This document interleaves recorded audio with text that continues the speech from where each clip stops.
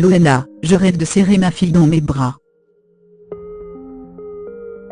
17 ans après le Loft, Loana revient sur ses années noires dans un livre choc, Si durait la nuit, si tendre est la vie, édition Plomb. Et confie ne souhaiter qu'une chose, retrouver sa fille, Mandy. Pourquoi avez-vous eu envie d'écrire ce livre? Loana, ça fait plusieurs années qu'on me le propose, mais je ne m'en sentais pas capable, j'avais encore des idées négatives. Puis, l'an dernier, j'ai eu envie de raconter ma vérité. C'est une belle thérapie. Quand je ferme le livre, je peux enfin me dire, on passe à autre chose. Vous évoquez le tourbillon médiatique à votre sortie du Loft. En voulez-vous un deuil molle? Bien sûr que je leur en veux. J'admire la personne de 23 ans que j'étais à l'époque et qui a assumé ça toute seule. J'aurais préféré que quelqu'un nous aiguille, mais il a fallu faire sans. Dans votre livre, vous parlez des hommes et notamment de Raph. Avec lui, votre vie a basculé. J'étais amoureuse de lui. J'avais envie d'être dans son délire, et j'ai commencé à prendre de la cocaïne. Je me suis dit bêtement que je pourrais m'arrêter quand je voudrais. Mais, quand on tombe dans les paradis artificiels, c'est compliqué d'en sortir.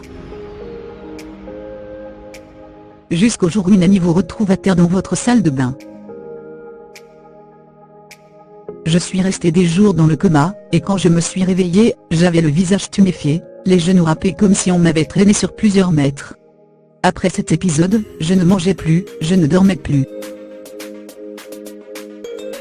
La paranoïa s'est installée. Et un jour, Raph a levé la main sur moi en me disant, ce soir, tu vas y passer. Face aux enquêteurs, il m'a insulté et je t'ai juste pompé ton fric. Il m'a escroqué plus de 100 000 €. Tout ce que j'ai construit était faux. Je n'avais plus envie de vivre. Alors j'ai entamé cette série noire de tentatives de suicide. Et tous les moyens étaient bons.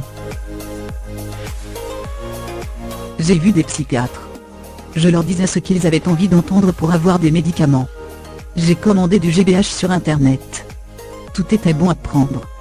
Jusqu'au jour où je me suis retrouvée dans le coma, et un policier a dit à ma mère, « Madame, vous devriez faire le deuil de votre fille. » Quand elle m'en reparle, ma mère en a les larmes aux yeux.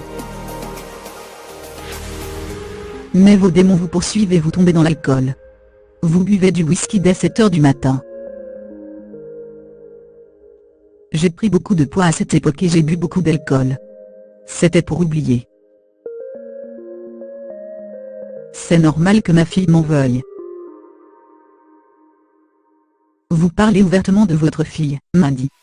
Qu'attendez-vous d'elle aujourd'hui? J'en attendais beaucoup quand elle a fait la une de Closet, en juin 2016, nœud de la rédaction, quand elle disait qu'elle voulait me voir. Mais suite à ça, sur Facebook, elle m'a dit quelque chose comme, « Tu n'as pas trop de place dans ma vie. Je préférerais continuer la mienne de mon côté. » Au début, je l'ai mal pris, mais aujourd'hui, avec le recul, je comprends. Ce n'est pas facile d'être la fille de Loana. C'est normal qu'elle m'en veuille. Je ne suis pas une mère exemplaire. Je n'ai pas été là, à ses côtés. Je ne rêve que d'une chose, c'est de la serrer dans mes bras. Je voudrais qu'elle se dise que j'ai fait ce que j'ai pu, même si ce n'est pas ce que j'aurais dû faire. Peut-être qu'elle comprendra. Qu'est-ce qui vous a donné la force de vous en sortir? J'avais envie de me prouver que j'en étais capable. Et puis j'en avais marre de voir de la tristesse et de la peine dans les yeux de ma maman. Ça n'a pas été simple, mais chaque jour est un jour de gagner. Aujourd'hui, je suis fière de dire que je suis heureuse.